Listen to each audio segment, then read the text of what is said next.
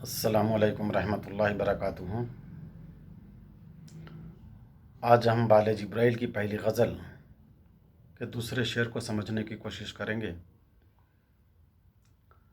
इसका पहला शेर हमने पिछले जुमा को डिस्कस किया था,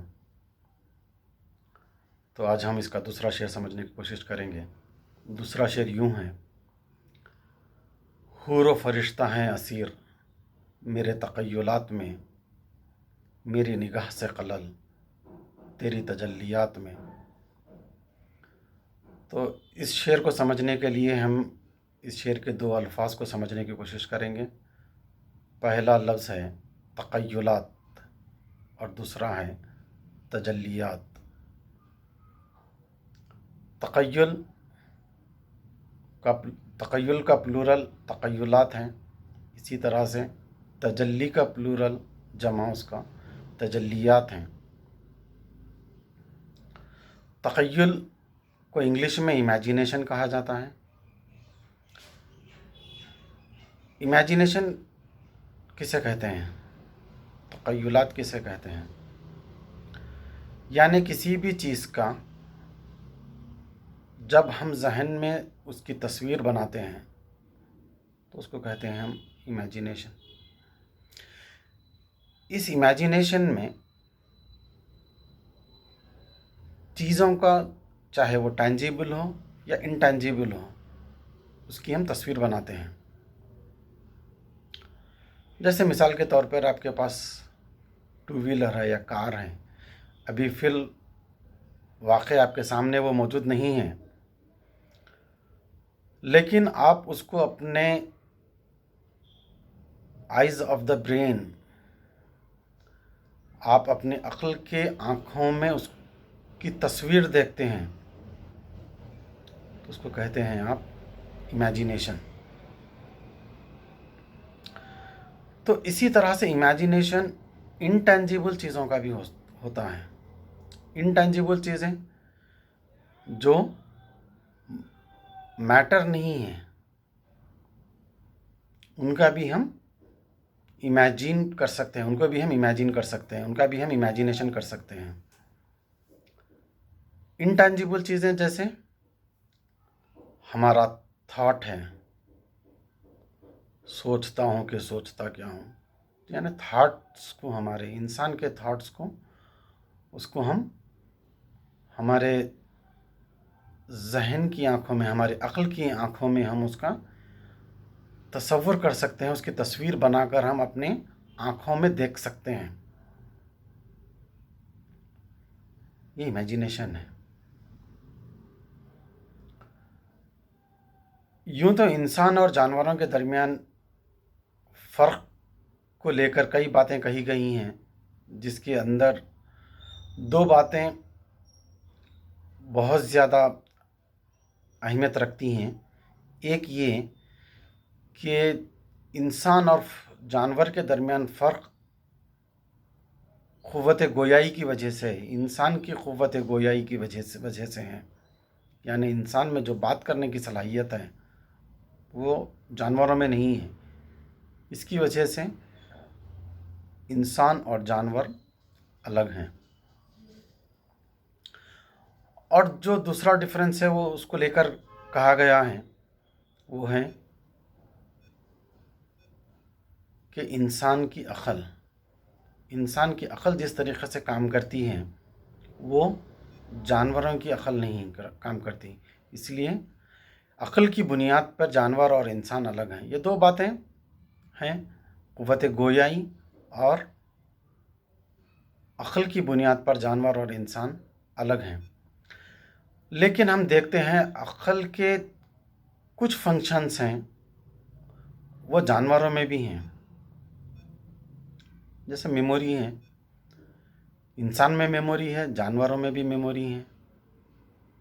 तो इस तरह से दूसरे फंक्शंस हैं ब्रेन के जो इंसान और जानवरों में कॉमन हैं। लेकिन कुछ फंक्शंस हैं ब्रेन के जो इंसान में हैं लेकिन जानवर में नहीं हैं। उसी एक फंक्शन में है इमेजिनेशन। بالخصوص اس چیز کا امیجینیشن جو انٹینجیبل ہو، یعنی آپ اپنے تھاٹس کو امیجن کر سکتے ہو، جانور اپنے تھاٹس کا امیجن نہیں کر سکتا۔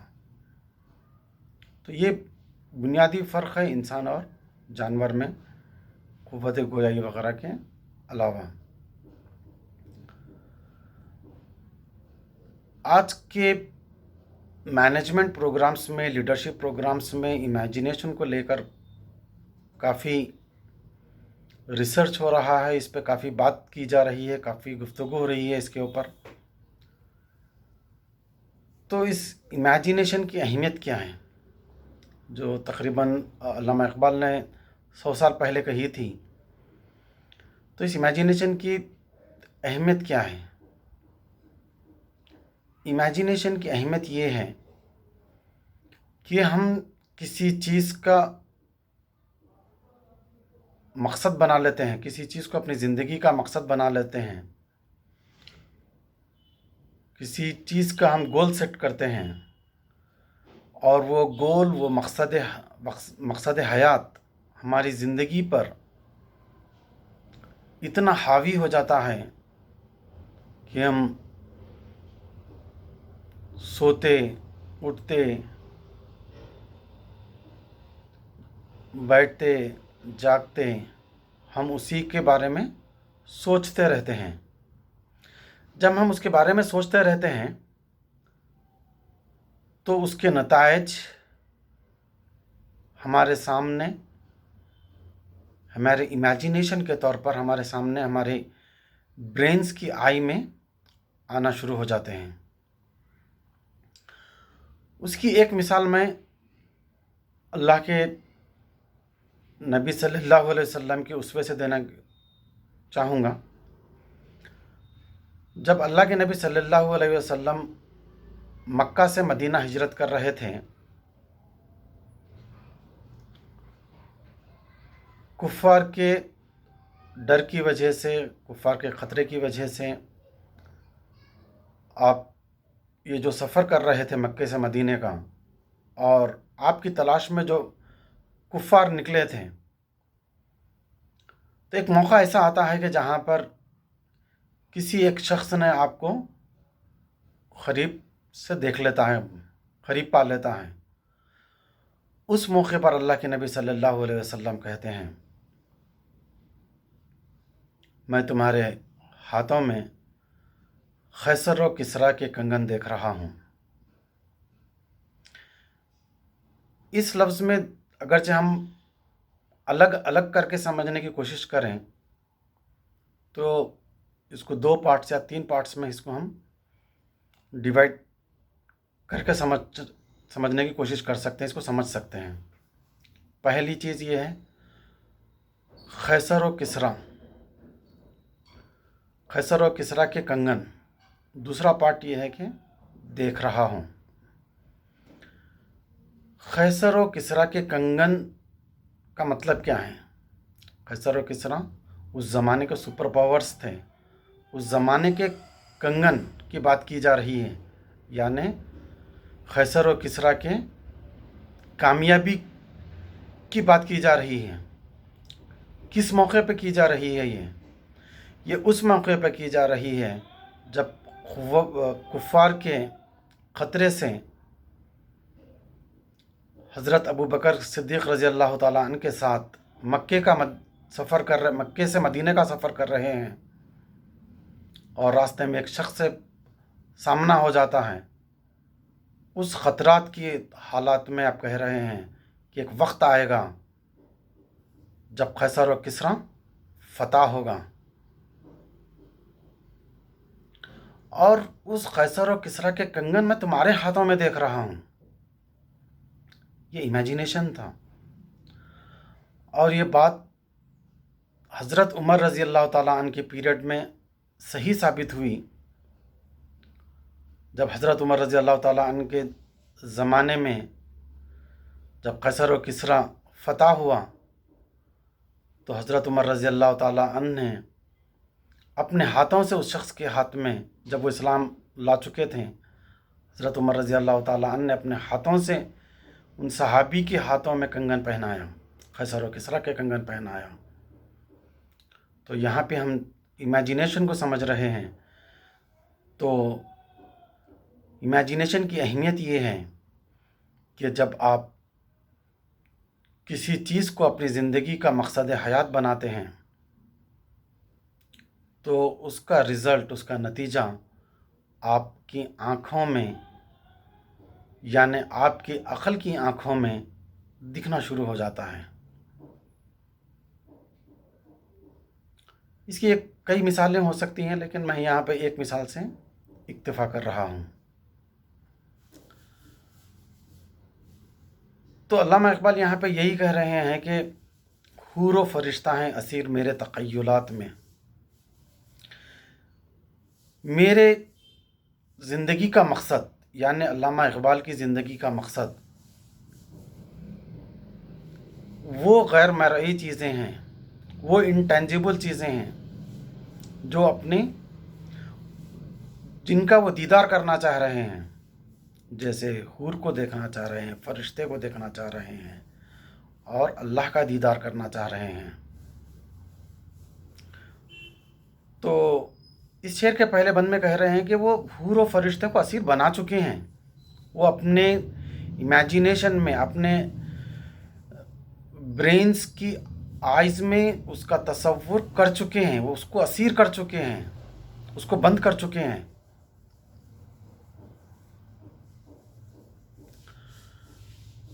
اب اس شعر کے دوسرے بند کو اگر ہم ڈسکس کریں تو دوسرا بند یہ ہے اس کا، میری نگاہ سے خلل تیری تجلیات میں، میں تیری تجلیات کو دیکھنا چاہ رہا ہوں۔ اب حور و فرشتہ کو میں اپنی آنکھوں میں،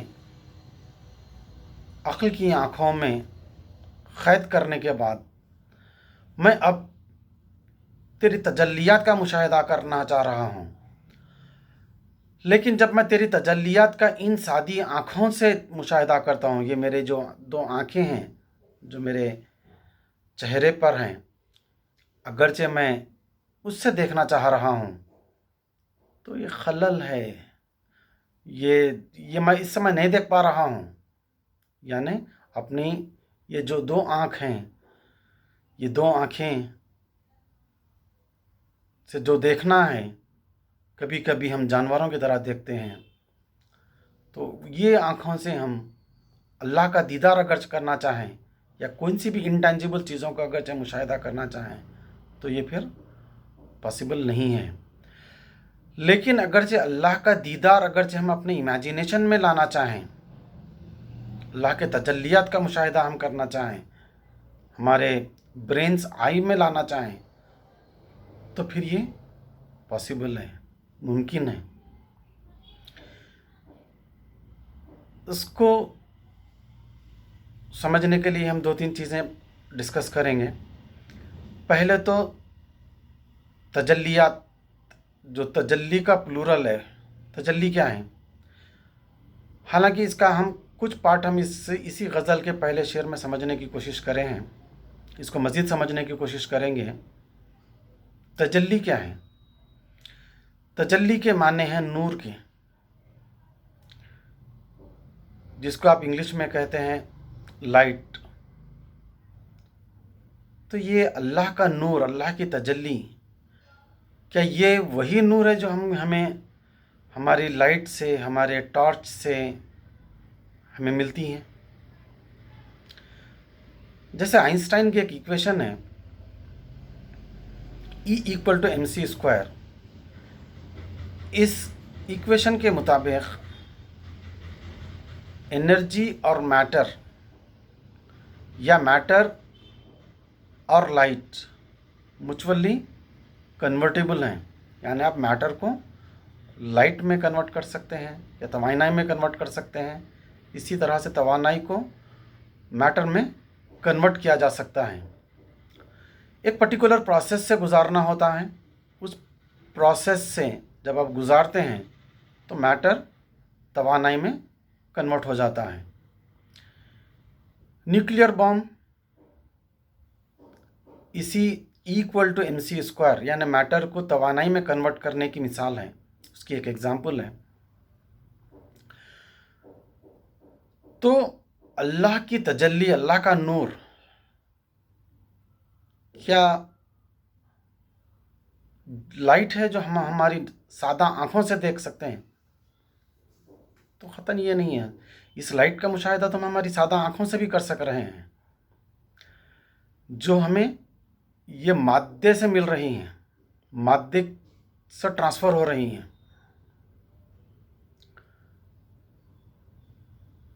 اللہ کا نور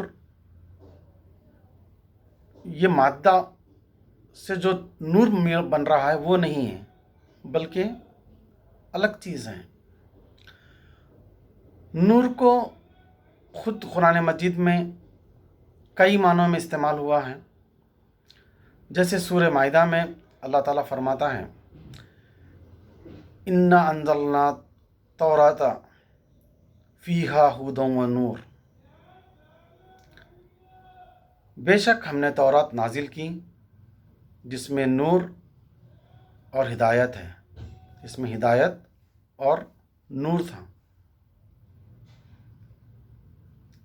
اب یہاں پہ تورات کو نور کہا جا رہا ہے، تو تورات کی جو تعلیمات ہیں وہ تو میٹر نہیں ہے، لیکن اللہ تعالیٰ اس کو نور کہہ رہا ہے، اس میں ہدایت ہے، اس نور میں بھی اثر ہے، اس سے زندگیاں بدل جاتی ہیں۔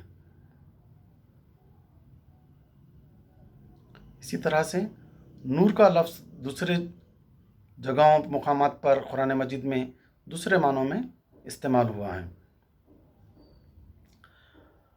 تو اسی طرح سے اللہ کا نور بھی کوئی دوسری چیز ہے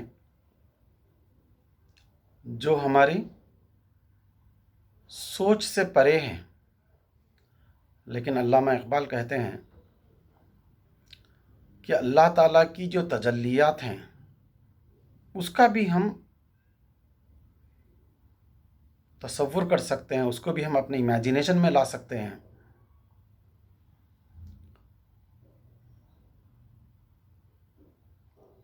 اگرچہ اللہ کا دیدار ہماری زندگی کا مقصد عین بن جائے، ہمارا سونا جاگنا اٹھنا بیٹھنا، ہماری زندگی کا ہر عمل اللہ کی رضا کے لیے ہو، اور ہماری الٹیمیٹ وش، ہماری خواہش عمل کی بنیاد پر، ہماری خواہش عمل کی بنیاد پر ہو، اور ہم اس خواہش میں ہم اللہ کا دیدار کرنا چاہ رہے ہیں، اور یہ ہماری زندگی کا نصب العین ہے، یا یوں کہے کہ یہی ہمارا نصب العین ہے، تو پھر ہم اللہ تعالیٰ کا دیدار ضرور کر سکتے ہیں۔ اللہ کا دیدار کر سکتے ہیں، کس طرح کر سکتے ہیں؟ ان سادہ آنکھوں سے نہیں۔ علامہ اقبال نے یہاں پہ یہی تو فرما رہے ہیں، میری نگاہ سے خلل تیری تجلیات میں، یعنی یہ جو میری جو سادہ آنکھیں ہیں اس سے میں تیرے تجلیات کو نہیں دیکھ سکتا، لیکن میں اس کو اپنے امیجینیشن میں لا سکتا ہوں اگر میں اپنی زندگی کا نصب العین بنا لوں، تیرا دیدار میں اپنی زندگی کا نصب العین بنا لوں۔ اس کے سپورٹ میں ہمیں نبی کریم صلی اللہ علیہ وسلم کی ایک حدیث بھی ملتی ہے، جس میں آپ صلی اللہ علیہ وسلم فرماتے ہیں تم نماز اس طرح پڑھو جس میں تم اللہ کو دیکھ رہے ہو، یا کم از کم ایسی پڑھو کہ اللہ تمہیں دیکھ رہا ہے۔ اللہ ہمیں دیکھ رہا ہے نماز میں، یہ نماز کا منیمم ریکوائرمنٹ ہے۔ اس سے کم کے بارے میں سوچنا نماز کا ضائع ہونا ہے، اور نماز کی معراج یہ ہے کہ ہم اللہ کو دیکھ رہے ہیں، اللہ کا تصور کر رہے ہیں، اللہ کا امیجینیشن کر رہے ہیں، یہ نماز کی معراج ہے۔ تو علامہ اقبال فرما رہے ہیں، حور و فرشتہ ہیں اسیر میرے تخیلات میں، میری نگاہ سے خلل تیری تجلیات میں۔ اللہ تعالی ہمیں اپنی زندگی کا مقصد اس کا دیدار بنائے۔ اللہ کو دیکھنے کے لیے جو علم اور جو عمل کی ہمیں ضرورت ہے، وہ علم اللہ تعالی ہمیں دے، اس پر عمل کرنے کی ہمیں توفیق عطا فرمائے۔ آمین یا رب العالمین۔ وآخر دعوانا ان الحمد للہ رب العالمین۔ جزاک اللہ خیر۔